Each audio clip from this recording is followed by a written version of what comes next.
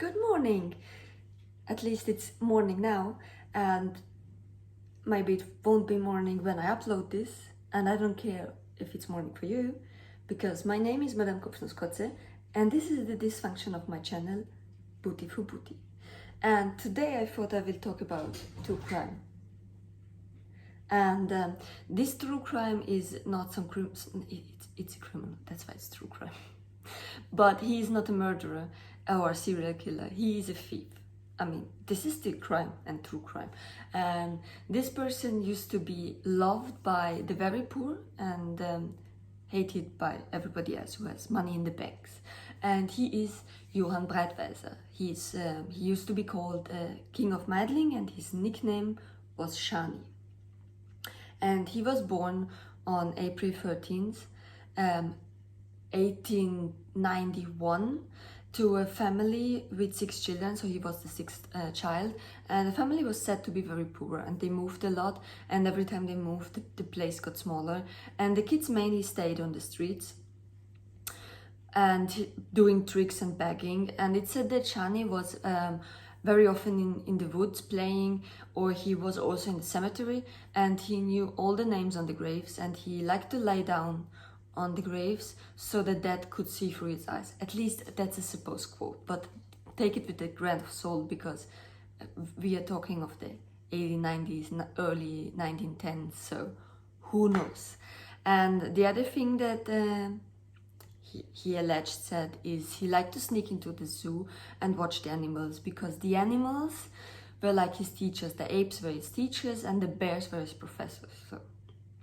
And in 1906 he got the first time arrested for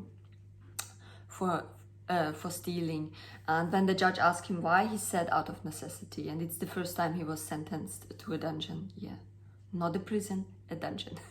And he was 15 at that time. And in 1916 he deserted from the K&K army, like, you know, a monarchy, K&K, 2 crowns, world wars, wonderful place to live in for the next 50 years, like 2 world wars. And then it said, like later, it said like after he came out of the dungeon, like he still stole stuff, and he got into a brotherhood, like so bandits or thieves or gang, brotherhood of the Black Larva. At least that's the name what I found. Also, take everything I say with a grain of salt. With these very old cases, it's kind of hard to really find out and pinpoint what really happened, at least at least for me.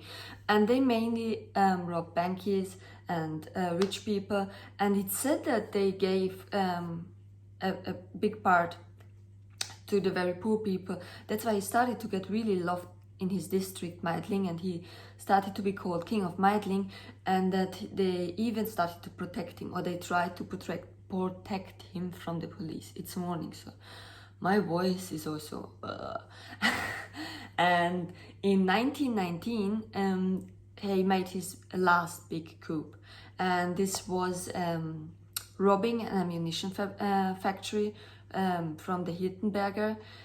They were in St. Andre, it's also in Austria, and this is a kind of later, I mean, maybe they were still shady, because let's see, ammunition companies, yeah. But later they came really shady, like they did stuff with the Dollfuss and Mussolini and Nazis, and yeah, one of the owners had to leave and go to South America, like the whole thing, so. And they are still up, so there is still this company. And they stole there, and it said that they stole 500,000 gold kronen. Now, I will not try to even count this in our times, because there were gold kronen, shilling, Reichsmark, shilling euros. So, I don't know, I'm pretty sure, like, it might not be as much, it might not be 500,000 this time, but it was that back then a lot of money. I mean, you know what I mean. Back then, for example, 1 shilling was so much, and now it's no longer that value, but yeah, you know the gist. So Schani brought himself and his girlfriend Anna. I forgot her last name, so we skip that. It was Anna with something with M. Max Mann. No, that's stupid. But it was he brought her and him a house in St. Andre, and it was a nice house.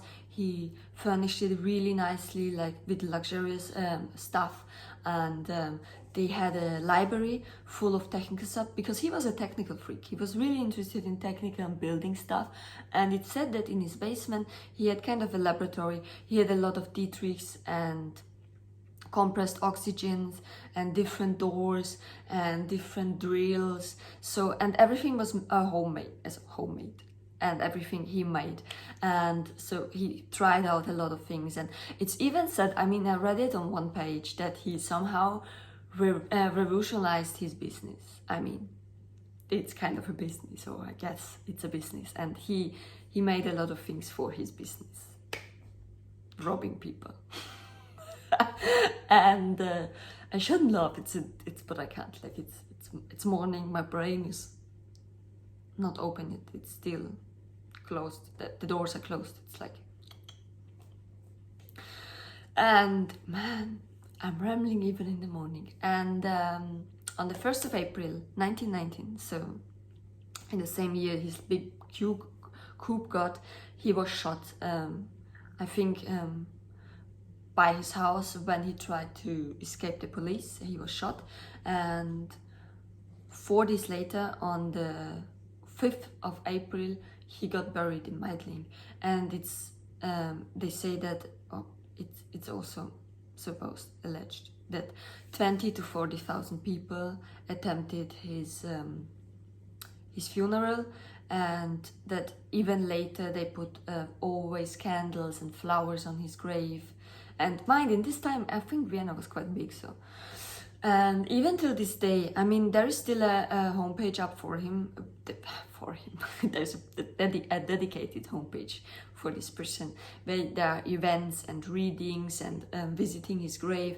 I think it was last updated last year because I guess COVID. And I mean, I can't imagine that anybody from that time is still alive, but yeah, you know, but he has still people who are really interested in his story, and you can also buy the t-shirts. So this was my short little true crime story of Mr. Johann Breitwieser. I always want to say Breitwieser, I don't know why, but he's called Johann Breitwieser, aka Schani, or King of Meidling, König von Meidling. So, and this was his small story. There's nothing else I can say about it. So I hope you have whatever daytime it is. See, I'm starting to get less sassy the more the day goes on, like this 8 minutes. And have a good day. Bye. Bye.